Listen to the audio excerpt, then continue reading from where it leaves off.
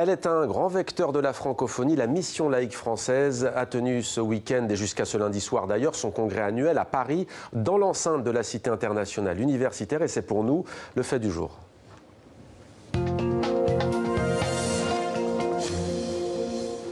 Et avec nous pour en parler, Jean-Christophe Debert, bonsoir. Bonsoir. Soyez le bienvenu. Vous êtes le directeur général de la Mission laïque française, association à but non lucratif qui a été fondée en 1902. Pour celles et ceux qui ne connaîtraient pas encore la Mission laïque, est-ce que vous pouvez nous rappeler quel est son objectif, sa mission? Alors c'est une association dont l'objectif est la diffusion de la langue et de la culture française par le monde au travers l'école. Donc c'est une association qui crée des écoles.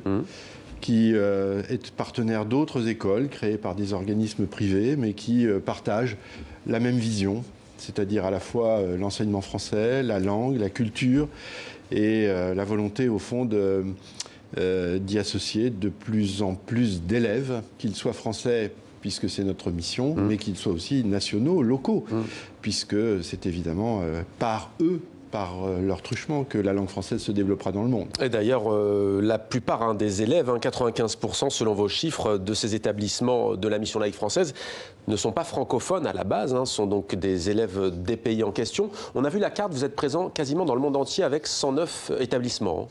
Oui, là, le pourtour méditerranéen correspond à la jeunesse de la Mission laïque, depuis Thessalonique, l'Égypte, la Libye, le Maroc, etc. Et puis progressivement l'Espagne. Et progressivement, cette association a développé ses ailes un peu partout, avec beaucoup d'établissements partenaires, notamment en Amérique du Nord, où on apprend beaucoup de choses, puisque ça reste une culture et un grand pays leader pour la palper et toucher ce que sera l'avenir de l'éducation dans le monde demain. Vous parliez de la langue française, mais il y a quand même cet adjectif laïque qui fait souvent débat en France. On imagine qu'il n'est pas choisi par hasard. Non, pas du tout. Ça correspond à...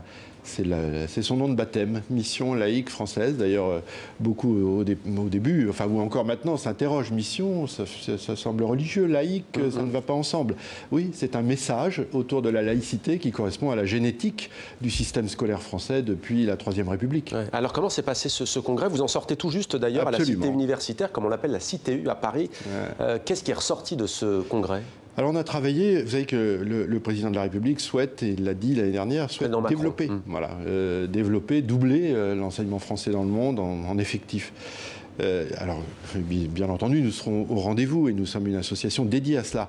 Mais on s'aperçoit aujourd'hui que dans le monde qui est un peu compliqué, le vrai sujet, ça va être aussi de renforcer, de consolider la qualité de l'offre éducative française et de réfléchir au fond aux contraintes dans lesquelles nous vivons. D'abord, c'est un enseignement qui doit être en coopération avec les cultures étrangères, très souvent par la langue, la culture, les disciplines à enseigner.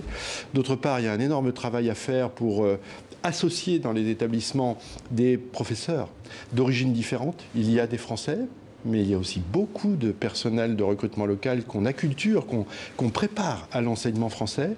Et puis il faut aussi des moyens, des partenaires. Donc, justement, vous dites les moyens. Alors d'abord, ça va de quel âge à quel âge, enfin, de quelle classe à quelle classe? les tout petits. Dès les tout petits. Dès les tout petits jusqu'au baccalauréat. Combien coûte l'année d'inscription? Une moyenne mondiale est autour de 5 000 €. D'accord. Est-ce que ça va changer parce que, par exemple, les étudiants extra-européens qui vont venir étudier en France vont devoir payer des frais exorbitants? C'est aussi une des réformes du gouvernement français. 17 fois plus pour certains et pour certaines, comme un master par exemple. Qu'en est-il? Est-ce qu'il y aura des augmentations à la rentrée prochaine? Il y a un mythe dont il faut sortir, c'est que cet enseignement qui n'est pas gratuit est donc payant, et que l'école, pour toute une série de raisons, ne coûte jamais moins cher l'année d'après que l'année d'avant. D'abord parce que les salaires augmentent, c'est normal, et nous tenons à respecter le droit du travail, à faire en sorte que nos personnels soient correctement traités, payés. D'autre part, la pédagogie coûte cher. Aujourd'hui, un établissement scolaire à l'étranger, c'est un établissement qui doit avoir une façade, un accueil, c'est un établissement qui doit être numérique. Tout ça coûte énormément d'argent. C'est un établissement aussi qui a besoin d'être en permanence visité, contrôlé. Certaines voix s'élèvent contre le projet d'Emmanuel Macron. Le président français est accusé de vouloir privatiser l'enseignement du français à l'étranger. On rappelle que l'autre grand acteur de cet enseignement, c'est l'AEFE, l'Agence pour l'enseignement français à l'étranger. Est-ce que c'est une inquiétude, ça, de voir privatiser de plus en plus l'enseignement de la langue française dans le monde? Alors, disons-le simplement, le monde enseignant n'aime pas le terme de privatisation. Mais c'est un enseignement payant et qui a cette caractéristique triple, à la fois d'être diffusé, dispensé dans des établissements nationaux, locaux, quand on est au Liban, quand on est en Amérique du Nord, on est dans un pays étranger. D'autre part, qui dépend du programme français, qui est reconnu par le ministère de l'Éducation nationale français et qui est payé par les parents, qui sont les premiers grands partenaires de l'école. C'est donc un système très différent du nôtre, public gratuit, mais c'est un système aussi associant à la fois des États souverains, à la fois la France et les parents d'élèves. Merci beaucoup Jean-Christophe Deber d'avoir répondu à nos questions, directeur général de la mission laïque française. Merci à vous.